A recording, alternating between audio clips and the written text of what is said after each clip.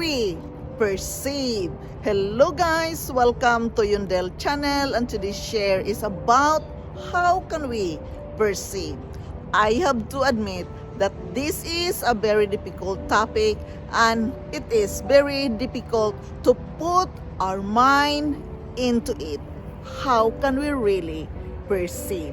So guys, this is just my share from my own life experiences and from my own reading about self-development, motivational and inspirational thoughts at all we can use in order to live our best life.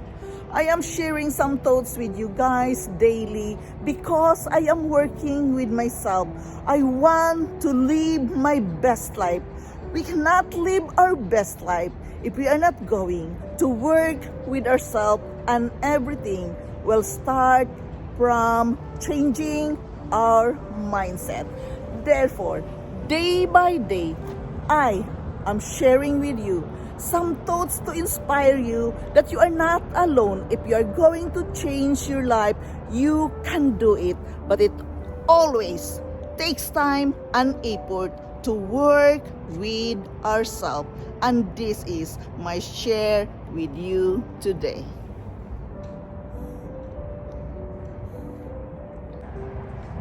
Our perception are based on how we interpret different sensation. The perceptual process begins with receiving stimuli from the environment and ends with our interpretation of those stimuli. This process is typically unconscious and happens hundreds of thousands of times in a day. The main task of human perception is to amplify and strengthen sensory inputs to be able to perceive and orientate and act. The way we perceive ourselves in relation to the rest of the world influences our behaviors and our beliefs. The dynamics of psychology, cognition, perception, learning, emotions, attitudes, and relationship all play a significant role in how humans see themselves and the many elements in their environment. We must understand perception. It is awareness, comprehension, and understanding of something. It is an identification and interpretation of sensory information. It is a conscious understanding of something. To perceive, we must acknowledge perception not only creates our experiences of the world around us, it allows us to act within our environment. Perception is very important in understanding human behavior. Because every person perceives the world and approaches life problems differently, we use perception in everyday life. Relating perception to our everyday life might be challenging sometimes, but it will become easier than one might think. The way we view the world and everything around us has a different effect on our thoughts, actions, and behavior. We must know that perceptions affects our reality. Perception acts as a lens through which we view reality. Our perception influences how we focus on, process, remember, interpret, understand, synthesize, decide about, and act on reality. We must acknowledge the 5 stages of perception: stimulation, organization, interpretation, memory, and recall.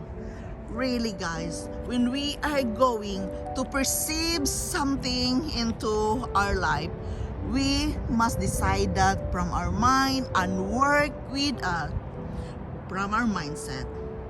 Our perception influences how we focus on the process and remembering things, interpretation, understanding what is going on around us. It is always necessary to be an understanding person in order to have a good relationship with our fellow person. Guys, perception acts as the lens through which we view reality. It is about understanding our own reality. It's a decision about how can we act reality, what is going on with our life. Perception are based on how we interpret different sensation. There you are. We must acknowledge all these things, the words we needed to understand what is really a sensation. We have to understand that. We have to feel what we are going to do with our life, because we are going to process it typically. Consciousness, happiness, hundreds of times in a day in our life. Yes, we are conscious in everything we are doing, in everything we are planning to do. Of course, we are conscious because we want to perceive. Guys, I know this is not an easy share. It is very difficult. But guys, living our best life, we must work from one mindset, one thoughts to another, working towards it. It's always cost us time, effort, awareness, what we really want to do and live with our life. How can we do it? To live our best life, it is going to be acknowledged day by day. Bottom line, in all these things, we must love ourselves. If we love ourselves, we want to change ourselves for the better. We are going to work with it, no matter what. But you can only work with that with yourself. You and you alone can work with yourself. No other people can change you except you and you alone. Remember, you are unique person in your own special way. You are an amazing person. Therefore, it is very important the journaling. Write it down when you are struggling with something you want to work with yourself. Not only you guys, most of us are working with ourselves, but sometimes we are not aware about it because of the chaos. Our life needs focus when we are going to change our life. And one thing is that to perceive. How can we really perceive? Start first working with your mindset that you really want to change your life for the better. It is very important that you can acknowledge it. How can we perceive? For me, guys, in my own understanding, it is about understanding our life, facing the reality, accepting the reality in life. Even it is very difficult. Perception for me is a process of understanding the whole human being.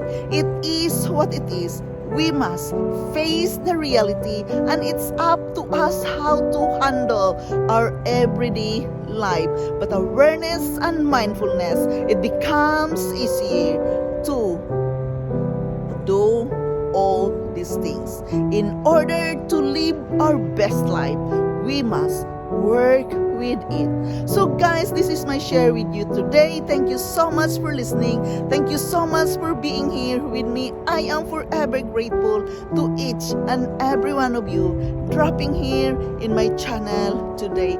Thank you so much, guys. Please like, share, and comments.